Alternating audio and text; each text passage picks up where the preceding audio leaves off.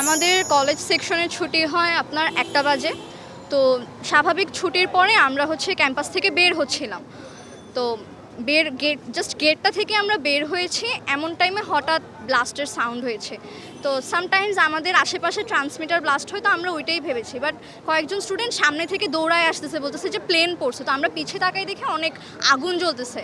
তো আমরা সাথে সাথেই ক্যাম্পাসের ভিতরে ঢোকার ট্রাই করি, বাট ততক্ষণে আমাদের ক্যাম্পাসের পাশেই হচ্ছে আর্মিদের বেস। তো ওনারা সাথে সাথে চলে আসেন অ্যান্ড গেটটা লাগাই দেয়, আমরা কেউ আর ঢুকতে পারি না ভিতরে। তো তখন আপনার 1টা 8 বাজে।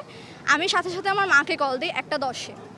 তো আম্মুকে ফোন দিয়ে জানাই যে আম্মু এরকম সিচুয়েশন, আমার কলেজ থেকে বাসায় ফিরতে লেট হবে।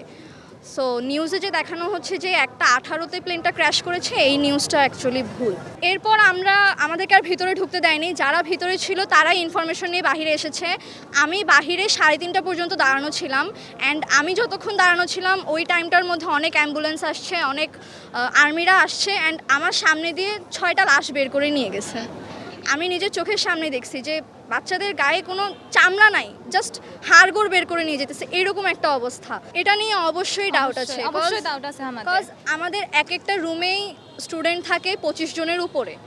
সো এত বড় একটা প্লেন ক্র্যাশ করেছে, অ্যান্ড প্রত্যেকটা ফ্লোরে অ্যাটলিস্ট 5টা করে রুম আছে। তো 27 জন স্টুডেন্ট, এটা কোনোভাবেই বিশ্বাসযোগ্য না। জি, আমার একজন টিচার মারা গিয়েছেন, মেহেরিন নাম ওনার।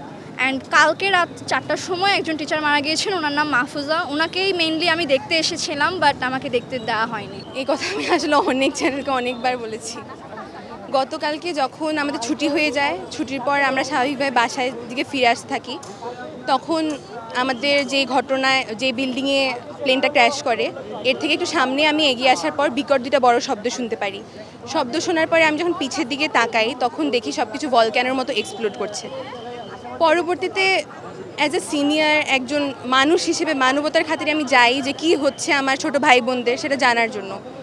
পরে বিধ্বস্ত অবস্থায় তাদের হাত পা সব পড়ে গিয়েছে, তাদের স্কিনে কোনো কোনো ড্রেস নেই, সব কিছু পড়ে গিয়েছে, ছিঁড়ে গিয়েছে।